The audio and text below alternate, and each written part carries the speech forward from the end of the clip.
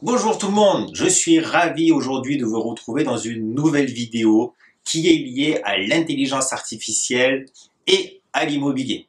Parce qu'on entend parler un peu à toutes les sauces de l'IA et aujourd'hui j'ai vraiment décidé de faire une expérience avec vous, mais alors en live, hein. Après je vais vous partager l'écran de mon ordinateur, on va discuter avec ChatGPT pour qu'il nous donne une prédiction pour 2024. On va pas juste marquer dis-nous qu'est-ce qui va se passer l'année prochaine.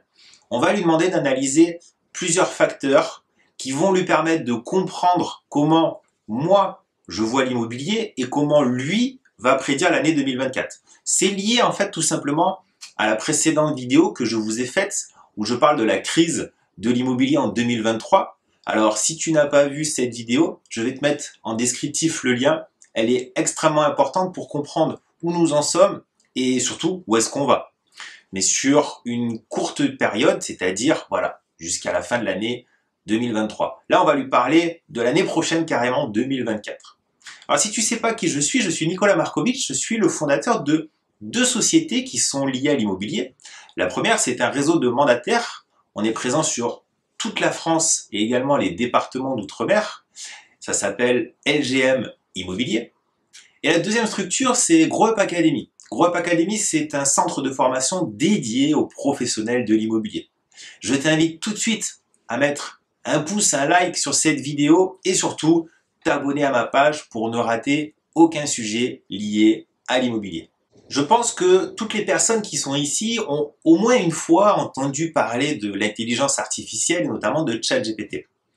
Ce qu'il faut comprendre, c'est que c'est un outil extraordinaire qui peut permettre à beaucoup de personnes, des entrepreneurs, d'aller plus vite dans leur réflexion et de mettre aujourd'hui un travail en exécution avec une rapidité qu'ils n'avaient pas auparavant.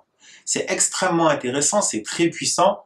Et ce qu'il faut comprendre en fait, c'est que cet outil a besoin d'avoir de quoi se nourrir pour donner une information précise. Ça n'est pas juste une simple question qu'on pose et derrière on a une réponse. Plus en fait on va discuter avec ChatGPT, plus il va comprendre le mode de raisonnement que l'on a et va adapter sa réponse.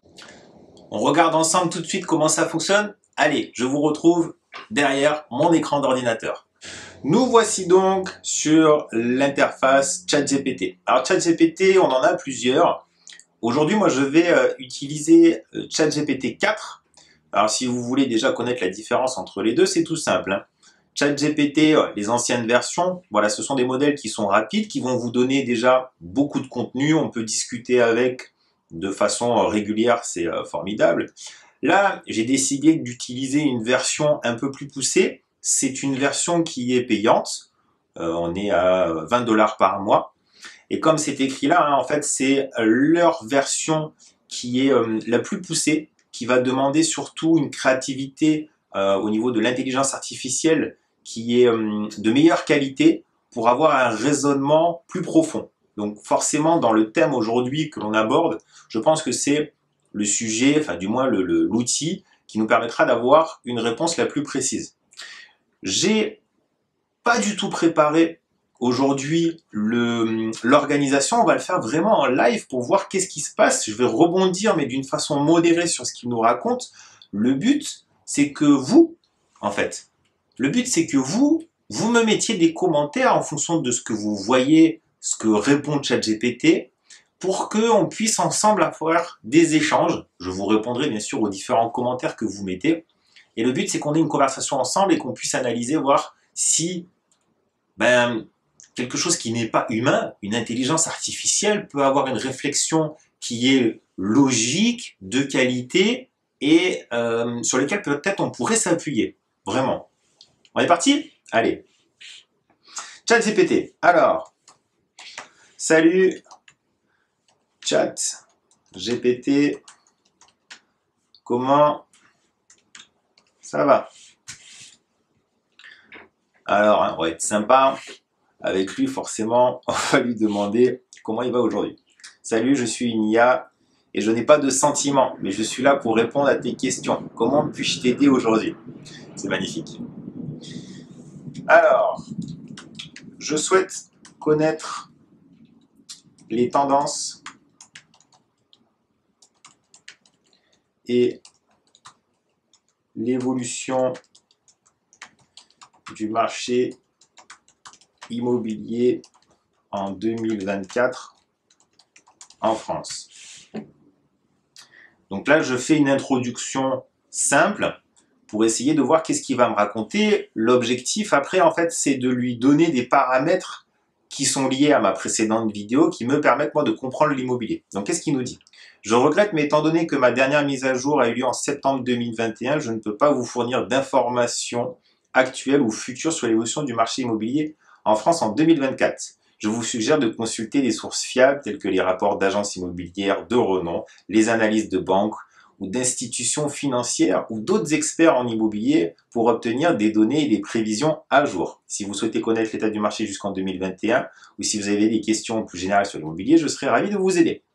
Très intéressant. Il n'est pas là, vous voyez, il n'est pas là pour dire n'importe quoi.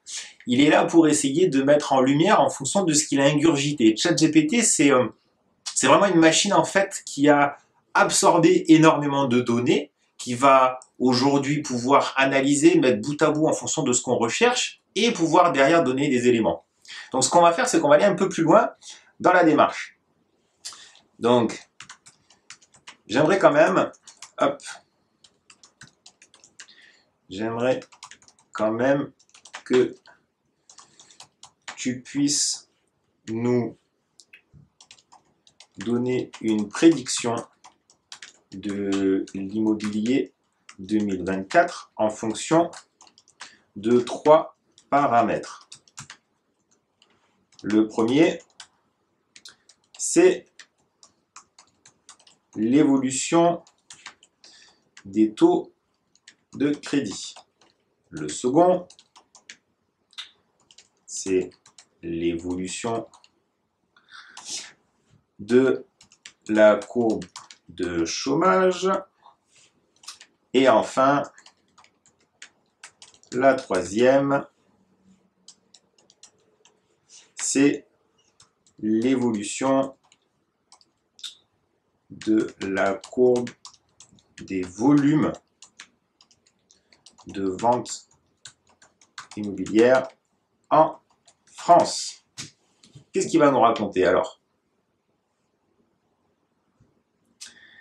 Alors, il nous dit, bien sûr, je peux vous offrir une analyse basée sur des tendances historiques et des facteurs qui influencent habituellement le marché immobilier. Cependant, il est important de noter que c'est une spéculation et non une prévision précise. Les conditions économiques et politiques peuvent varier considérablement. Il serait judicieux de consulter un expert en immobilier ou en économie pour une analyse plus complète. Alors, on va regarder ensemble la réponse qu'il est en train de nous donner. Moi, je trouve ça quand même déjà génial. C'est de se dire, un outil informatique, c'est des composants, hein, c'est de l'électricité, aujourd'hui a une analyse et une capacité à dire, je peux donner une réponse, mais attention danger, en fonction de telle chose, déjà, ça n'est à prendre en compte à 100% en aucun cas.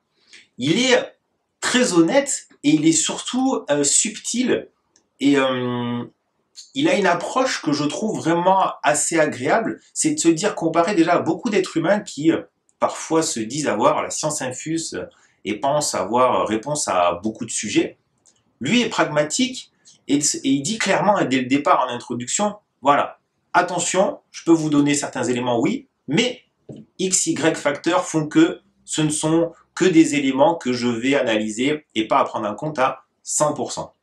Alors, donc, qu'est-ce que nous a raconté ChatGPT sur donc plusieurs facteurs? Vous voyez, ici, il a segmenté. Donc, évolution des taux de crédit, baisse des taux de crédit. Cela pourrait stimuler la demande en facilitant l'accès au crédit, augmenter ainsi les prix de l'immobilier. Augmentation des taux de crédit, cela pourrait avoir l'effet inverse en rendant l'accès au crédit plus difficile et en réduisant la demande, qui pourrait stabiliser ou même réduire les prix de l'immobilier.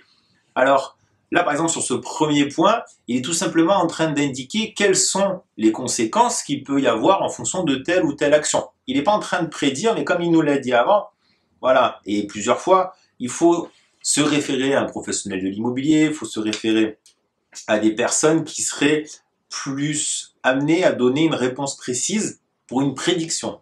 Très intéressant quand même, ChatGPT. Numéro 2, évolution de la courbe de chômage. Alors c'est pareil, il nous donne une analyse en fonction de est-ce que si ça augmente, si ça diminue, quelles sont les conséquences. Et les volumes de vente, pareil. Donc la courbe de chômage, s'il y a une augmentation du chômage, on l'a vu dans ma précédente vidéo, on est aujourd'hui sur quelque chose d'extrêmement intéressant parce qu'on est bas. On a les taux de crédit qui sont montés en flèche. On a derrière la courbe de volume de vente qui est montée extrêmement haut avec des records successifs, et on a eu une baisse quand même significative là sur le début d'année, fin d'année 2022, début d'année 2023. Et aujourd'hui, on a cet élément, c'est le chômage qui lui reste en bas, qui ne décolle pas avec beaucoup plus de demandeurs d'emploi. Donc tiens, qu'est-ce qu'il nous dit là? S'il y a une augmentation qui arrive, si le chômage augmente, moins de personnes pourraient être en mesure d'acheter une maison, ce qui pourrait réduire la demande de prix. Diminuer le chômage, plus les personnes pourraient être en mesure d'acheter, etc. C'est des réponses qui sont quand même assez logiques et quand même très simples. Évolution de la courbe des volumes de vente immobilière. Augmentation des volumes de vente. Cela pourrait indiquer une demande accrue et un marché en croissance avec des prix potentiels en hausse. Diminution des volumes, cela pourrait indiquer une demande en baisse et un marché en ralentissement avec des prix potentiellement en baisse. C'est ce que nous avons analysé dans la précédente vidéo. Je ne vais pas tout vous réexpliquer maintenant. Je vous invite à la regarder si vous l'avez loupé. En combinant ces trois facteurs, tiens, c'est là que peut-être on va avoir quelque chose d'intéressant. En combinant ces trois facteurs, vous pouvez obtenir une vue d'ensemble des forces qui pourraient influencer le marché immobilier en France en 2024. Cependant, d'autres facteurs tels que la législation gouvernementale, l'inflation, les changements démographiques et la situation économique mondiale peuvent également jouer un rôle crucial. Il serait prudent de consulter un analyste immobilier ou économique spécialisé dans le marché français pour obtenir une prédiction plus précise et personnalisée. Donc, on pourrait continuer à lui poser des questions, etc. Mais je vois bien que son objectif, c'est pas de botter en touche, mais c'est de se dire, je ne suis pas une machine à prédire l'avenir. Je ne suis pas une boule magique où vous allez pouvoir me poser des questions et je vais vous dire, voilà, clairement, il va se passer ça, ça, ça, et vous donner les numéros du loto. Donc je trouve quand même que cet outil, il est très intéressant, comme je l'ai dit en début de vidéo, pour travailler au quotidien, peu importe le secteur d'activité dans lequel vous êtes, il peut être très utile pour vous permettre d'avoir une accélération en fait de vos conditions de travail. Donc ça, c'est génial. Et là, cette expérience nous montre clairement que c'est bien, c'est un outil formidable, mais ce n'est pas un outil mensonger ou qui va s'amuser à donner des prédictions hasardeuses, houleuses, à la hâte, tout ce que vous voulez. Donc dans la précédente vidéo que j'ai fait, je vous ai donné mon analyse sur le marché actuel, sur le fait que je sois confiant et serein.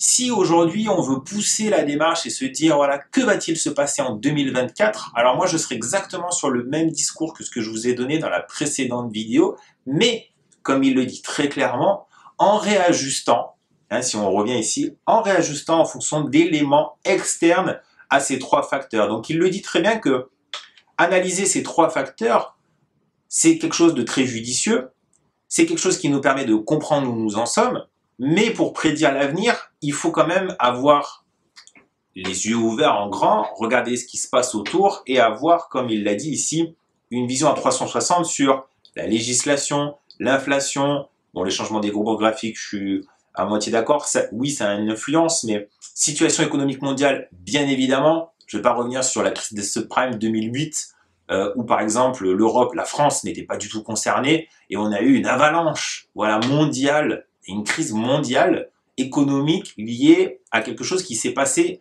outre-Atlantique, parce que tout le monde a été effrayé sur un élément qu'on pensait être indestructible. Donc très intéressant. Donc je suis ravi aujourd'hui d'avoir pris quelques minutes avec vous pour prendre le temps de dire l'intelligence artificielle, ChatGPT notamment, l'immobilier, est-ce que tout ceci est compatible pour donner des prédictions? La réponse donc est non. Aujourd'hui, ce n'est pas un outil qui est là pour prédire l'avenir, pour donner les chiffres du loto, comme je l'ai dit. C'est un outil qui est formidable pour aider à travailler au quotidien. Écoutez, j'étais ravi de faire cette expérience en live directement avec vous. Je vous invite absolument à continuer à mettre des commentaires en fonction de ce que vous avez vu et de me dire, vous, qu'est-ce que vous pensez de l'année 2024 qui arrive et forcément de ce marché immobilier. Qu'est-ce que vous en pensez? Je suis hâte de regarder et de répondre à ce que vous avez mis. Je vous dis à très vite au travers d'une autre vidéo.